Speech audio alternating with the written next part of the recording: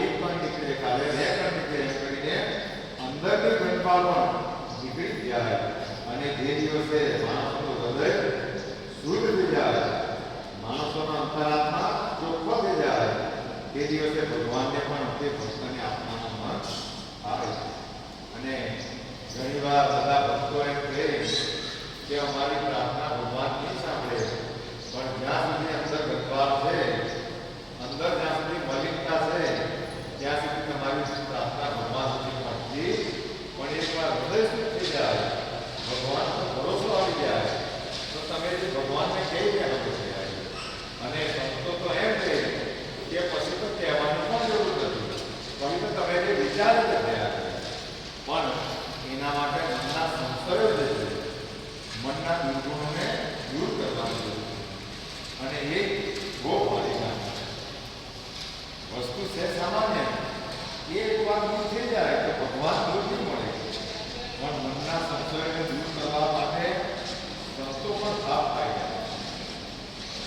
મનની મલિનતાને, આ માયાને દૂર કરવા માટે સંતો મહંતો પણ માર થાય છે. કારણ કે એના પર પણ માયાનો પ્રભાવ હોય છે.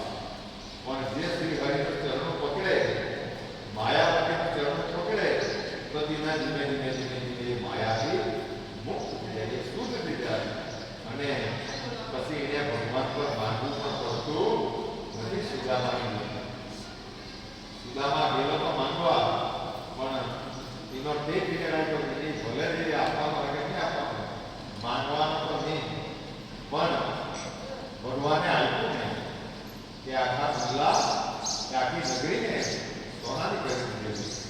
એમ માણસો જ્યારે ભગવાનની ભક્તિ કરે તો તેને પછી ભગવાનને પણ કહેવાની જરૂર રહેતી નથી. કારણ કે એ તો કર્મો કરતા એ કર્મ સારું કરે એટલે તેનું ફળ, જેને કર્મો કહેવાય, તો કર્મ એ ભગવાન કરતા પણ મોટું એટલા માટે કે ભગવાન કર્મો કરવા ગયા તો ભગવાનને પણ એ કર્મોનું ફળ બીજા જન્મમાં ભોગવવા પડે.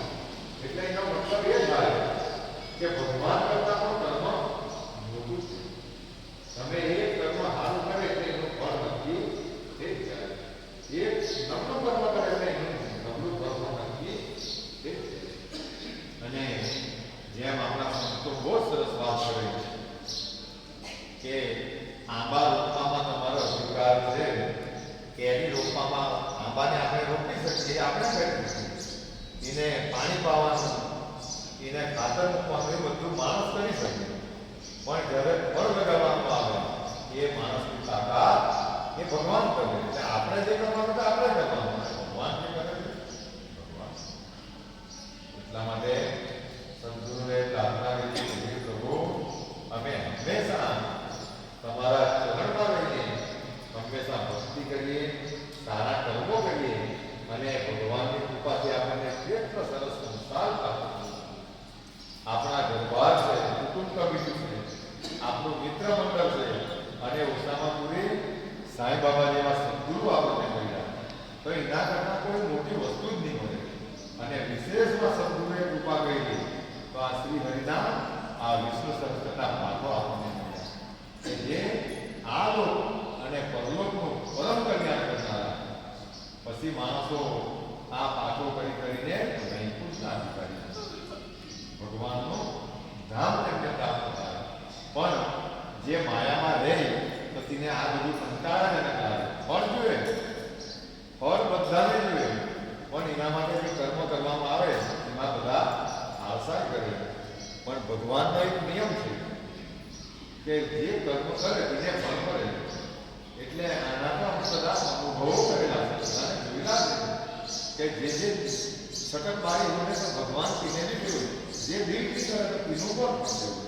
આ બધી નજરો ઘણી આપણે નજરો નજર જોયેલી બધી ઘટનાઓ કે જે ખરાબ કામમાં પ્રવૃત્ત રહ્યા તેને ત્યાં દરિદ્ર લાગી, અને જેને હરિના પાસ કર્યા તો તેને ત્યાં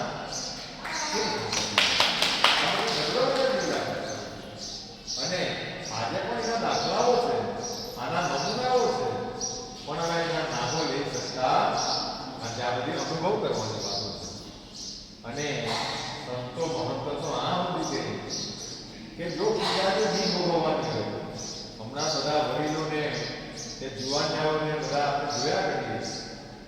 બધા ઘણી પીડાઓ ભોગવી રહેલા છે.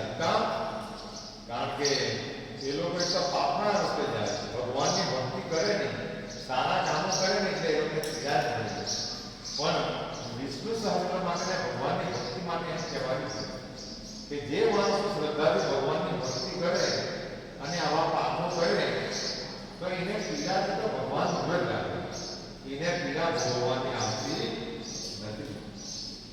તો એ બધી અયોગી અને પરમ પવિત્ર વસ્તુ અને એકદમ હેલી, એના માટે કોઈ પૈસામાં ખર્ચવાની જરૂર રહેતી નથી. સાંઈ બાબાએ બહુ સરસ વાત કરી કે એમાં થોડા પૈસા ખર્ચવાના છે, ભગવાનના પાઠો કરવાના, ભગવાનની આરતીઓ કરવાની.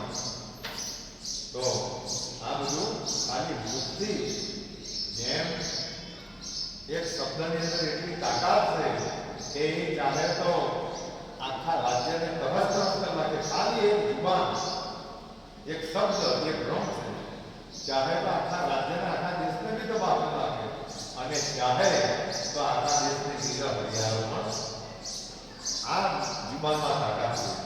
અને એ આપણે બધા જોઈએ કે એક સંત મહાત્મા, એક રાજ્યને એક ખાલી આ મોઢે ખરાબ બોલે એટલે આખા દેશમાં આગ લાગે. તો આ જુબાનની અંદર આવી બધી તાકાત છે. તો આ જુબાનથી, આ મુક્તિ માણસો ભગવાનનું જેવી ભાવના રાખીને નામ સ્મરણ કરે તેને તેમાં ફળો મળતા નથી. એટલા માટે સાંઈ બાબા હંમેશા કહેતા કે આટલી હેલિયા દવા તમને આપેલી છે, લોકો ગલત રાહે, ગલત રસ્તાએ હું કામ જાય કરે એ મને નહીં ખબર પડે, એવું સાંઈ બાબાએ કહ્યું. એટલે આ બહુ અનુભવ અને વસ્તુ છે. તો એને જ્યારે જીવનમાં આચરણમાં મુકાઈ જાય તો તેનું મંગલાચરણ થાય, તેનો સર્વ પ્રકારે મંગળ જ થાય એમાં. અને જ્યાં ભગવાન કૃપા કરીને આપે, એક સદગુરુ કૃપા કરીને આપે, તેને આ દુનિયાની તાકાત અટકાવી શકતી નથી. તો આ એક પણ પવિત્ર વસ્તુ છે.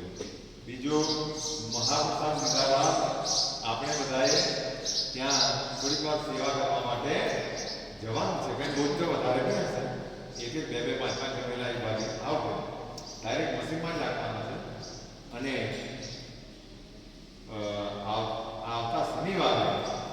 આવતા શનિવારે કાંજણહરી ગામે બાબાની પાલખી અહીંથી 5:30 કલાકે જવાનું છે.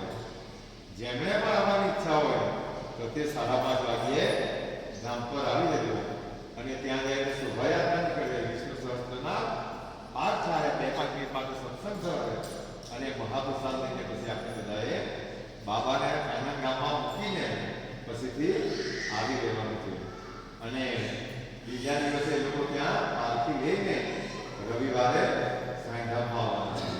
તો બધાને ભાવભીનો આમંત્રણ છે. શનિવારે સાંજે બાળકો આવે તો બાળકોને પણ લઈ લેવાના. એનું કારણ છે કે બાળકોને સારી જગ્યા પર બધા લેવાનો પ્રયાસ કરે અને હમણાંથી આ લોકો પ્રહલાદની જેમ અને ધ્રુવની જેમ હમણાંથી આ હાથી રહે તો એ લોકો ગલત રસ્તે જઈ જ નહીં શકે. પણ માય બાપની મોટી ખામી રહી છે કે એ લોકોને જ્યાં ગલત કામો થતા હોય ત્યાં પહેલા લઈ જાય, પિક્ચર જોવા પહેલા લઈ જાય કે જ્યાં પૈસા ખર્ચીને દુઃખ મળે. અને ભગવાનનું એક ચરણ એવું છે કે વગર પૈસા મળે પણ તો પણ આ માયામાં પડેલા જીવો અને ત્યાં પિક્ચર જોઈને પૈસા ખર્ચીને પિક્ચર જોવાનું જોઈ કેટલી વાર માણસને બળ આવે પણ બહાર નીકળે તો થાકી લાગવાનું. પણ આ તમે ખાલી ભગવાનની ભક્તિ કરી, પાઠ કર્યા, અહીંથી માણસ બળવાન છે. કારણ કે ભગવાનનું નામ બળ આપવાનું અને આનંદ આપવાનું.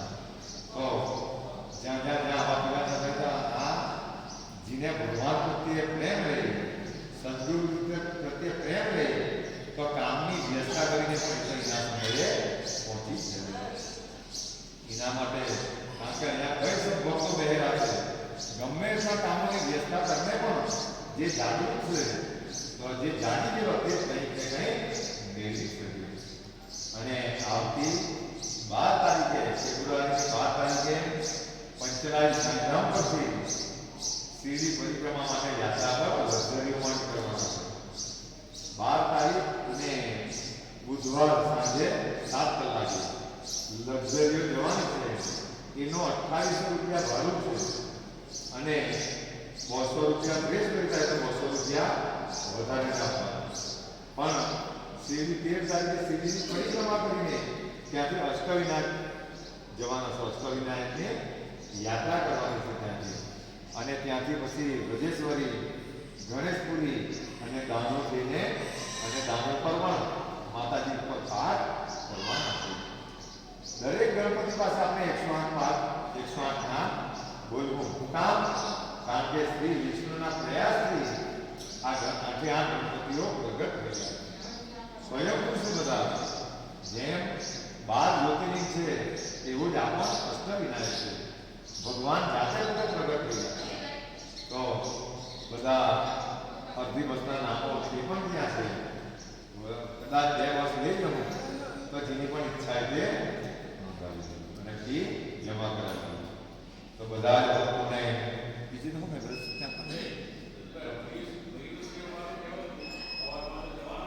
હે હા હા